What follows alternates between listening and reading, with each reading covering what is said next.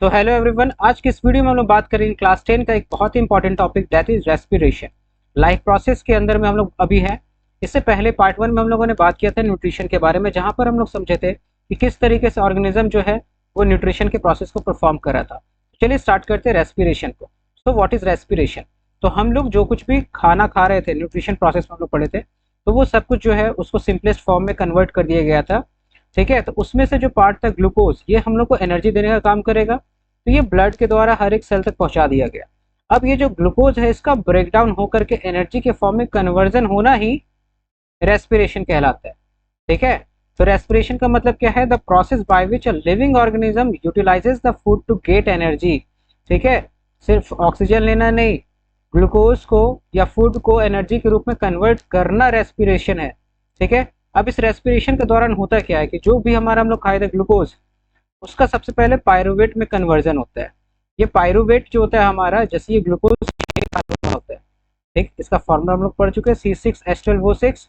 ये 6 कार्बन वाला मॉलिक्यूल होता है। ये टूट करके 3 कार्बन वाले मॉलिक्यूल्स के रूप में परिवर्तित हो जाता है, चेंज हो जाता है। इसको हम लोग कहते हैं पायरुवेट। ठीक है, ये माइटोकॉन्ड्रिया के अंदर होता है। एक सेल है हमारा, उसमें सॉरी माइटोकॉन्ड्रिया नहीं, साइटोप्लाज्म के अंदर होता है ये। ठीक है, तो साइटोप्लाज्म के अंदर में जो कुछ भी ग्लूकोज मौजूद है वो पहले पायरुवेट में कन्वर्ट होता है। अब उसके बाद ये जो पायरुवेट है, या फिर इसी को पायरुविक एसिड भी कहा जाता है, ये फिर अगले स्टेप में कन्वर्ट होकर के एनर्जी के रूप में कन्वर्ट होता है। अब यहाँ पर क्या होगा, ये डिपेंड करता है कि रेस्पिरेशन का टाइप क्या है। क्या वो एरोबिक रेस्पिरेशन है या फिर एनारोबिक रेस्पिरेशन। अब हम लोग समझेंगे कि एरोबिक और एनारोबिक रेस्पिरेशन होता क्या है। ठीक है, एक बार पहले फिर से देख लेते हैं। तो हमारे यहाँ पे ग्लूकोज था, ये जो ग्लूकोज है यहाँ पर, ठीक है, ये 6 कार्बन वाला मॉलिक्यूल था। साइटोप्लाज्म के अंदर में क्या हुआ, ये कन्वर्ट हो गया पायरुवेट 3 कार्बन वाले मॉलिक्यूल्स के फॉर्म में। थोड़ा एनर्जी रिलीज हुआ, बट अभी भी कंप्लीट एनर्जी का फॉर्मेशन नहीं हुआ। अब इसके बाद ये जो फर्दर पायरुवेट किस फॉर्म में टूटने वाला है, ये डिपेंड करेगा हमारा कि किस टाइप का रेस्पिरेशन है। तो सबसे पहले हम लोग बात करेंगे aerobic respiration. Aerobic respiration, so what do we mean by aerobic respiration? तो the process of respiration occurs in the process presence of oxygen. मतलब रेस्पिरेशन का वो प्रोसेस जो कि ऑक्सीजन के प्रेजेंस में होता है। ठीक है, मतलब ऑक्सीजन यहाँ उपस्थित होता है उस दौरान जो रेस्पिरेशन हो रहा है, इसी को हम लोग कहते हैं एरोबिक रेस्पिरेशन। ठीक, इस कंडीशन में क्या होता है हमारा कि जो पायरुविक एसिड था ना, जिसको पायरुवेट भी कह रहे हैं, ये ऑक्सीजन के प्रेजेंस में क्या होता है, कार्बन डाइऑक्साइड रिलीज करता है, वाटर रिलीज करता है और साथ में एनर्जी का फॉर्मेशन। ठीक है, ये क्लियर हो रहा है? तो क्या हो गया हमारा यहाँ पर, कार्बन डाइऑक्साइड, वाटर और एनर्जी का फॉर्मेशन हो रहा है। ये कहाँ होता है? ये हमारा माइटोकॉन्ड्रिया के अंदर होता है। ठीक है, एरोबिक रेस्पिरेशन हमेशा कहाँ परफॉर्म होगा? माइटोकॉन्ड्रिया। तो ये साइटोप्लाज्म के अंदर ग्लूकोज पायरुवेट में टूट गया, पर इसके बाद फर्दर जो काम होगा वो कहाँ होने वाला? माइटोकॉन्ड्रिया के अंदर होगा। जब ऑक्सीजन एंटर करेगा तो वहां पर ये जो पायरुवेट या पायरुविक एसिड है, वो टूट करके कार्बन डाइऑक्साइड का निर्माण करेगा, वाटर बनाएगा और साथ में एनर्जी रिलीज होगा। यही एनर्जी को हम लोग बाद में यूटिलाइज करेंगे। ये था एरोबिक रेस्पिरेशन। जबकि एनारोबिक रेस्पिरेशन क्या होता है? तो एनारोबिक रेस्पिरेशन होता है, ठीक है, ये वो टाइप ऑफ रेस्पिरेशन है जो या तो एब्सेंस या फिर लैक ऑफ ऑक्सीजन में होता है। इस बात को ध्यान देना, या तो एब्सेंस या फिर लैक ऑफ ऑक्सीजन। मतलब एनारोबिक के अंदर भी 2 पार्ट हम लोग देखने वाले हैं। एक एब्सेंस ऑफ ऑक्सीजन का मतलब क्या है? तो पायरुविक एसिड यहाँ पर जब ऑक्सीजन बिल्कुल भी प्रेजेंट नहीं है, ऑक्सीजन ले ही नहीं रहा है ऑर्गेनिज्म, तो उस कंडीशन में पायरुविक एसिड टूट के इथाइल अल्कोहल बना देता है, साथ में कार्बन डाइऑक्साइड बना देता है और एनर्जी रिलीज करता है। ठीक है, अब ये प्रोसेस होता है किसमें? तो ये होता है यीस्ट में। यीस्ट जो होता है हमारा, वो बिना ऑक्सीजन के ही, मतलब रेस्पिरेशन के दौरान ऑक्सीजन लेता ही नहीं है वो, और क्या करता है कि उस पायरुवेट को तोड़ करके ethyl alcohol, carbon dioxide, water और एनर्जी का फॉर्मेशन करता है। ठीक है, तो यहाँ पर ये हमारा हो रहा है इन एब्सेंस ऑफ ऑक्सीजन, ये यीस्ट में हो रहा है हमारा। इथेनॉल या इथाइल अल्कोहल कह रहे हैं इसको, कार्बन डाइऑक्साइड और एनर्जी का फॉर्मेशन हो रहा है। ठीक है, अब ये जो प्रोसेस होता है, इसको हम लोग फर्मेंटेशन भी कहते हैं। ठीक है, इसी प्रोसेस का यूज करके क्या करते हैं हम लोग कि अल्कोहल का फॉर्मेशन होता है। अल्कोहल कैसे बनता है? तो जो कुछ भी हमारा सब्सटेंस होता है जिसके अंदर ग्लूकोज मौजूद होता है, उसके अंदर हम लोग यीस्ट डाल देते हैं। ये यीस्ट क्या करता है? उसको इथाइल अल्कोहल के रूप में कन्वर्ट करता है, कार्बन डाइऑक्साइड रिलीज करता है और एनर्जी भी रिलीज करता है, जिसको वो यूटिलाइज कर लेता है। और इसी इथाइल अल्कोहल को हम लोग ड्रिंकिंग पर्पज के लिए इस्तेमाल करते हैं। तो आई होप कि यहाँ तक ये क्लियर हो गया होगा कंप्लीट। बट अब हम लोग देख रहे हैं कि इसके अंदर एक और टाइप है, that is lack of oxygen. ठीक है, तो ये लैक ऑफ ऑक्सीजन क्या होता है? तो जब हम लोग बहुत ही ज़्यादा फिजिकल एक्सर्शन करते हैं, मतलब बहुत ही ज़्यादा फिजिकल एक्सरसाइज करते हैं, ठीक है, फिजिकल एक्टिविटी करते हैं, तो उस दौरान हमारे बॉडी में डिमांड ऑफ एनर्जी जो है वो बढ़ जाता है। अब एनर्जी का डिमांड बढ़ रहा है तो इसके लिए क्या चाहिए? बहुत ही ज़्यादा अमाउंट में ऑक्सीजन भी चाहिए। ठीक है, अब ऑक्सीजन भी चाहिए, बट उस अमाउंट में ऑक्सीजन हमारे बॉडी को मिल नहीं पाता है। तो हमारे बॉडी क्या करता है ना कि ऑक्सीजन ऑक्सीजन के लैक में ही एक्स्ट्रा एनर्जी का फॉर्मेशन करता है। ठीक है, जैसे मान लेते बहुत ही इमरजेंसी सिचुएशन में कुछ आ गया वैसा, तो उस कंडीशन में हम लोग क्या करते हैं कि हम लोग उस टाइम के लिए तो किसी भी तरीके से उस सिचुएशन से बाहर निकल जाते हैं। तो उस कंडीशन में हमारा बॉडी क्या करता है ना कि एक्स्ट्रा एनर्जी का रिक्वायरमेंट बहुत ज़्यादा है, अब हम लोग उतना ऑक्सीजन ले नहीं पा रहे, तो हमारा बॉडी लैक ऑफ ऑक्सीजन में ही एनर्जी रिलीज करना स्टार्ट कर देता है।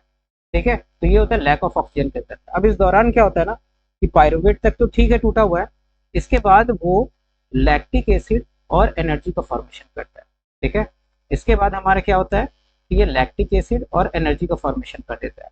इस दौरान एनर्जी जो है उतना अमाउंट में नहीं रिलीज होता है, ये मसल सेल्स के अंदर में होता है हमारा। ठीक है, लैक ऑफ ऑक्सीजन। अब ये जो लैक्टिक एसिड है ना हमारा, इसी के कारण क्या होता है? मसल्स क्रैम्प होता है। देख, मसल्स क्रैम्प होता है, तो जब हम लोग बहुत ज़्यादा फिजिकल एक्सरसाइज करते हैं तो उस कंडीशन में हमारा बॉडी के अंदर में एनारोबिक रेस्पिरेशन होना स्टार्ट हो जाता है, और जिसके कारण लैक्टिक एसिड प्रोड्यूस होता है, वही हमारे मसल्स में क्रैम्प प्रोड्यूस करता है। और इस क्रैम्प से हम लोग किस तरीके से इस क्रैम्प से को ठीक कर सकते हैं? तो जब मसाज करते हैं या तो उस कंडीशन में क्या होता है हमारा ना कि लैक्टिक एसिड के पास ऑक्सीजन पहुंचता है और वो कार्बन डाइऑक्साइड और ऑक्सीजन के कार्बन डाइऑक्साइड और वाटर के रूप में कन्वर्ट हो जाता है हमारा, और हम लोग को मसल्स क्रैम्प से रिलीफ मिल जाता है। तो ये क्लियर हो रहा है? तो जब भी कोई वैसा सिचुएशन हो गया हमारे, जैसे कुत्ता दौड़ा दिया हम लोग को, तो उस कंडीशन में क्या होता है कि हम लोग को उससे बचने के लिए उस मोमेंट में तो बहुत ज़्यादा एनर्जी का रिक्वायरमेंट होता है, तो उस कंडीशन में क्या करता है हमारा बॉडी कि ऑक्सीजन के लैक में ही रेस्पिरेशन स्टार्ट करता है। जितना ऑक्सीजन मिल रहा है उसे तो कर ही रहा है एरोबिक, लेकिन उसके अलावा जो एक्स्ट्रा एनर्जी का रिक्वायरमेंट है वो एनारोबिक रेस्पिरेशन के द्वारा कंप्लीट करता है। ठीक है, ये क्लियर हो गया? अब हम लोग आगे बढ़ते हैं। अब जैसे ही हम लोग एनर्जी रिलीज होता है हम लोग को बॉडी के अंदर में, ठीक, उससे ना सबसे पहले वो एनर्जी यूटिलाइज नहीं होता, उसका फॉर्मेशन होता है, उससे फॉर्मेशन होता है एटीपी। इसको बोलते हैं एडिनोसिन ट्राइफॉस्फेट। ठीक है, इसको हम लोग ना energy currency of the cells भी कहते हैं। ठीक है, तो हमारा क्या हो गया एटीपी, जिसको हम लोग बोलते हैं एडिनोसिन ट्राइफॉस्फेट, जिसको energy currency of the cells के नाम से भी जान रहे हैं। ठीक है, अब ये क्या होता है ना कि एनर्जी रिलीज हुआ, एटीपी का फॉर्मेशन हो गया, अब जहां कहीं भी बॉडी के अंदर में एनर्जी का रिक्वायरमेंट होगा ये एटीपी वहां भेज दिया जाएगा, और इस एटीपी का यूटिलाइज करके वहां पे एनर्जी जो है वो रिलीज हो जाएगा। ठीक है, इसीलिए इसको energy currency of the cell भी कह रहे हैं हम लोग। ठीक, अब बात आता है कि जो ऑर्गेनिज्म ऑक्सीजन नहीं ले रहा था उसको तो ठीक है, बट जो ऑक्सीजन ले रहा था और कार्बन डाइऑक्साइड रिलीज कर रहा है, दैट इज एरोबिक रेस्पिरेशन कर रहा है, तो वो लोग अलग अलग मेथड का यूज करेगा ऑक्सीजन को इनटेक के लिए और कार्बन डाइऑक्साइड को बाहर रिलीज करने के लिए, है ना। ऑक्सीजन के इनटेक को इनहेलेशन कहते हैं, और कार्बन डाइऑक्साइड के रिलीज को एक्सपीरेशन कहते हैं या एक्सहेलेशन कहते हैं। एक्सहेलेशन, एक्सहेल कर रहे हैं। ठीक है, तो अलग अलग मेथड के द्वारा ऑक्सीजन को अंदर लेगा और बाहर रिलीज करेगा। तो क्या क्या मेथड्स होता है उसको समझते हैं। तो जो सिंपल ऑर्गेनिज्म है जैसे कि unicellular organism, for example amoeba, ये डिफ्यूजन प्रोसेस के द्वारा काम, डिफ्यूजन प्रोसेस कैसे काम करता है? तो मान लेते हैं कि अमीबा के सेल के अंदर में अभी ऑक्सीजन जो है बहुत ही कम अमाउंट, बट हमारे एनवायरनमेंट में ऑक्सीजन मौजूद है, तो अपने आप ऑक्सीजन हायर कॉन्सेंट्रेशन बाहर है, इस वजह से वो अंदर की तरफ ट्रैवल करेगा क्योंकि अंदर ऑक्सीजन का अमाउंट कम है। अब अंदर ये ऑक्सीजन यूटिलाइज किया जाएगा, ठीक है, एनर्जी रिलीज करने के लिए, और कार्बन डाइऑक्साइड बन जाएगा। अब चूंकि अंदर में कार्बन डाइऑक्साइड का अमाउंट बढ़ जाएगा तो ऑटोमेटिक क्या करेगा, बाहर की तरफ जाएगा। ठीक है, डिफ्यूजन प्रोसेस के द्वारा यही होता है, हायर कॉन्सेंट्रेशन से मटेरियल लोअर कॉन्सेंट्रेशन की तरफ ट्रैवल करता है। ठीक है, तो जब अंदर हमारा ज़्यादा कार्बन डाइऑक्साइड होगा तो उसका कॉन्सेंट्रेशन अंदर तो ज़्यादा हो गया, बट बाहर कम है तो ऑटोमेटिक ये बाहर की तरफ चला जाएगा। तो ये सिंपल सा प्रोसेस होता है जिसके द्वारा हमारा अमीबा या जितना भी सिंपल यूनिसेलुलर ऑर्गेनिज्म होता है वो रेस्पिरेशन करता है। प्लांट्स ही इस मेथड का यूज़ करता है, उसका रूट्स के अंदर में या स्टेम में भी रेस्पिरेशन जो होता है उस दौरान डिफ्यूजन प्रोसेस के द्वारा ऑक्सीजन जो होता है और गैसियस एक्सचेंज होता है प्लांट्स के अंदर। फिशेस कैसे करता है? तो ठीक है, ये क्या करता है कि वाटर के अंदर जो हमारा वाटर में जो डिजॉल्व होता है ऑक्सीजन, उसको वो इनटेक करता है। कैसे करता है? तो वो क्या करता है कि वाटर को अपने माउथ के थ्रू एंटर करता है और गिल्स के थ्रू रिलीज करता है। जब वो गिल्स के थ्रू हमारा ऑक्सीजन बाहर आता है ना, तो वहां पर बहुत ही टाइनी ब्लड वेसल्स होता है, जिससे क्या होता है कि वो ऑक्सीजन को, जो वाटर के अंदर ऑक्सीजन था उसको वो एब्जॉर्ब कर लेता है, ब्लड वेसल्स में चला जाता है और बाकी जो वाटर है वो बाहर निकल जाता है हमारा। ठीक है। अब चूंकि वाटर के अंदर में ऑक्सीजन का अवेलेबिलिटी कम होता है, इसीलिए ब्रीदिंग रेट जो होता है फिश का वो काफी ज्यादा होता है। मछली को काफी तेजी से सांस लेना होता है। क्यों? क्योंकि वहां पर ऑक्सीजन का रिक्वायरमेंट, मतलब ऑक्सीजन जो है बहुत ही कम अमाउंट में प्रेजेंट होता है इन कंपैरिजन टू हमारा इन्वायरमेंट से। ठीक है। अगर हम लोग बात करें कुछ और इंसेक्ट्स जैसे ग्रास हॉपर्स हो गया या फिर कॉकरोचेस, तो उसमें स्पाइरिकल्स मौजूद होता है। स्पाइरिकल्स क्या होता है ना, कि उसके बॉडी के निचले हिस्से में छोटा छोटा होल्स होता है। ठीक है। इन सारे होल्स को हम लोग कहते हैं स्पाइरिकल्स। ठीक है। तो ये स्पाइरिकल्स होता है और वहां से एक ट्यूब लाइक स्ट्रक्चर पूरा बॉडी में एक नेटवर्क बिछा होता है। ठीक है। तो ये ऑक्सीजन पहले एंटर करता है स्पाइरिकल्स के थ्रू ट्रैकिया, वो जो ट्यूब लाइक स्ट्रक्चर है उसको ट्रैकिया कह रहे हैं ट्यूब को।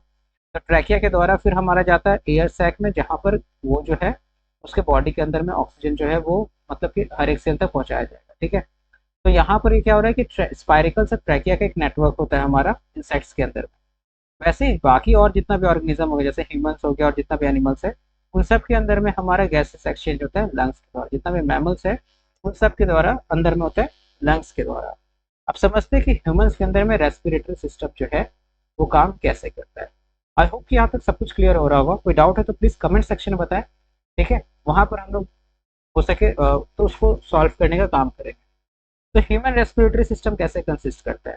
सबसे पहले इसके अंदर पार्ट है दैट इज नॉस्ट्रल्स। नॉस्ट्रल्स यहाँ पर, ठीक है, तो हम लोग के पास दो नॉस्ट्रल्स होते हैं जो कि आपस में जुड़ करके एक नेसल पैसेज बनाते हैं ना। हमारे पास दो नाक में होल्स होता है, अब वो मिलके सेमी होल हमारे क्रिएट कर देता है। नॉस्ट्रल्स के अंदर में क्या होता है ना, उसके स्किन में हमारे क्या होता है कि हेयर लाइक स्ट्रक्चर होता है, जो क्या करता है कि फिल्टर की तरह काम करता है। ठीक है।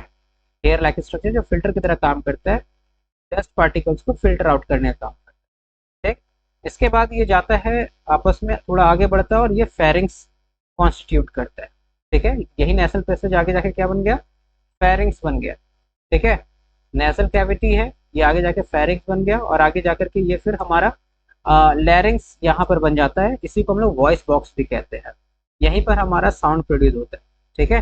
तो ये क्या हो गया हमारा नेसल कैविटी, यहाँ से दो नॉस्ट्रल्स है, यहाँ से दोनों एक साथ कंबाइन हो गए नेसल कैविटी, आगे जाकर के फेरिंग्स बनाया और ये फेरिंग्स आगे जाकर के लैरिंग्स का फॉर्मेशन किया। ठीक है। अब लैरिंग्स के बाद में हमारा क्या होता है कि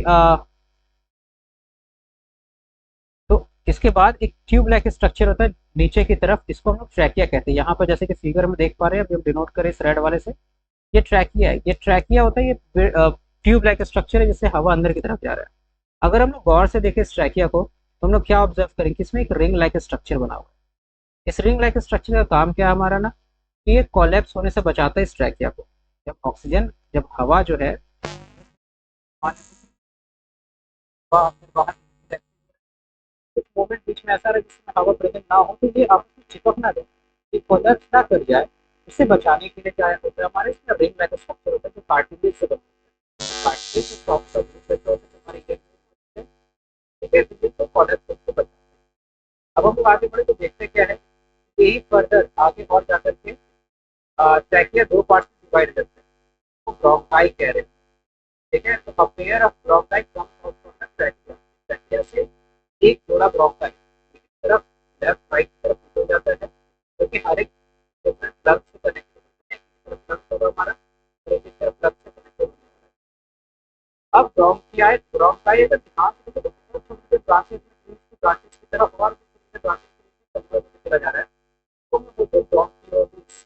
ब्रोंकियोलिस, ठीक है, मे बी प्रोनाउंसिएशन बट ठीक है, सेंस समझ में आना चाहिए। ब्रोंकाई आगे डिवाइड होते हैं ब्रोंकियोल्स के नाम से या ब्रोंकियोलिस। ठीक है।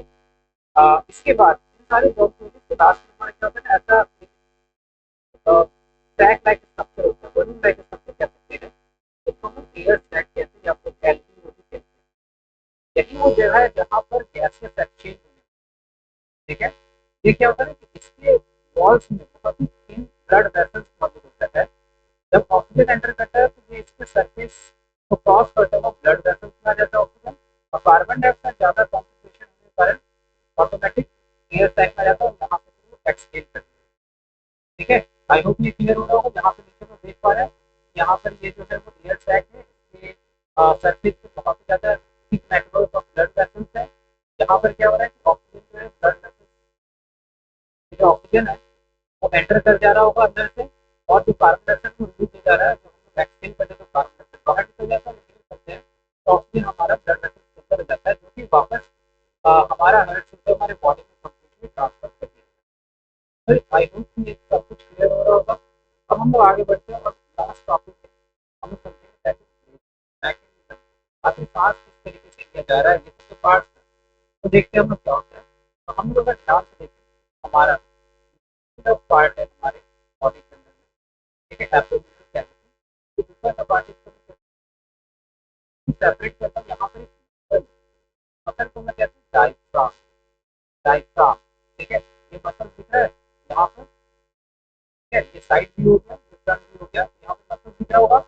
अब जब हम लोग ब्रीदिंग करते हैं, जैसे ब्रीदिंग कैसे करते हैं, तो सबसे पहले यहाँ पर कहते हैं जो स्टेजेस है ये सब एक्सपेंड करता है, चेस्ट हमारा एक्सपेंड करता है, तो ये डायफ्राम नीचे की तरफ जाता है, नीचे की तरफ जाता है, जिसके कारण इसका वॉल्यूम बढ़ जाता है। वॉल्यूम बढ़ता है तो ऑटोमेटिक एयर क्या होगा, इनहेल कर लिया जाएगा, एयर इनहेल हो गया। अब इसके बाद फिर क्या होता है, जैसे इनहेल हो गया और हम लोग बाकी सब कुछ समझे कि वहाँ से फिर ऑक्सीजन जो हमारा ब्लड में चला गया, कार्बन डाइऑक्साइड हो गया लंग्स के अंदर में। उसके बाद क्या होता है हमारा कि ऑटोमेटिक यहाँ पर फिर और उसके बाद क्या होता है हमारा ना कि ये कॉन्ट्रैक्ट करने लग जाता है, मसल्स नीचे कॉन्ट्रैक्ट करता है, डायफ्राम कॉन्ट्रैक्ट करता है, और इसके द्वारा इसके कारण क्या होता है ऑटोमेटिक जो भी हमारे बॉडी का जो एयर था वो बाहर की तरफ एक्सपेल कर दिया। ठीक है, तो यही हमारा ब्रीथिंग मैकेनिज्म है। जब हमारा रिब जो है वो लिफ्ट करता है, डायफ्राम की तरफ पैटर्न होता है, चेस्ट कैविटी का वॉल्यूम बढ़ जाता है और एयर सकिंग हो जाता है। जबकि वहीं पर जब अ, अब एयर जो सकिंग हो गया वो हमारे एल्वियोली में चला गया, एल्वियोली होता है ब्लड वेसल्स में चला गया। अब ब्लड वेसल्स के बाद क्या होता है ना कि वहाँ पर blood vessels red blood cells होता है, रेड ब्लड सेल्स बनाता है हीमोग्लोबिन। क्या होता है ना, तो ऑक्सीजन के प्रति काफी ज्यादा अट्रैक्शन होता है, एसिडिटी बहुत ज्यादा हाई होता है ऑक्सीजन के लिए, तो बहुत ज्यादा पसंद करता है। तो ये ऑक्सीजन के साथ कंबाइन हो जाता है, इसको ऑक्सीजन हीमोग्लोबिन बना देता है। अब हीमोग्लोबिन के साथ ऑक्सीजन जो है वो कंबाइन हो गया, और ये हीमोग्लोबिन क्या करता है, वो ऑक्सीजन को कैरी करने का काम करता है हर एक सेल। ठीक है, तो इस तरीके से यहाँ पर ऑक्सीजन जो है वो हर एक सेल तक पहुँचा दिया जाएगा। जबकि वहीं पर कार्बन डाइऑक्साइड जो होता है वो वाटर में ज्यादा सॉल्युबल होता है, ब्लड में ज्यादा सॉल्युबल होता है। वो क्या होता है कि जब कार्बन डाइऑक्साइड हर एक सेल तक पहले गया, हमारा ऑक्सीजन पहुंचा दिया गया, अब ये ऑक्सीजन को पहुंचा दिया गया, उसके बाद कार्बन डाइऑक्साइड वो हमारे ब्लड में एंटर करेगा, जब ये वापस आ रहा होगा उस कंडीशन में क्या देखते हैं कि ये वाटर में ज्यादा सॉल्युबल होता है कार्बन डाइऑक्साइड ऑक्सीजन के कंपैरिजन में। इसको ट्रांसपोर्ट करने के लिए तो मीडियम का रिक्वायरमेंट नहीं है। इस तरीके से आपने ऑक्सीजन को कैरी करा था ना, वैसे तो मीडियम नहीं, तो सिंपली ब्लड के अंदर डिजॉल्व जाता है और फिर हमारे लंग्स में आकर के वो एक्सहेल करता है। ठीक है, ये कंप्लीट प्रोसेस था ब्रीथिंग का, रेस्पिरेशन का। आई होप कि कंप्लीट समझ में आया। तो डाउट प्लीज कमेंट सेक्शन में बताएं। मिलते हैं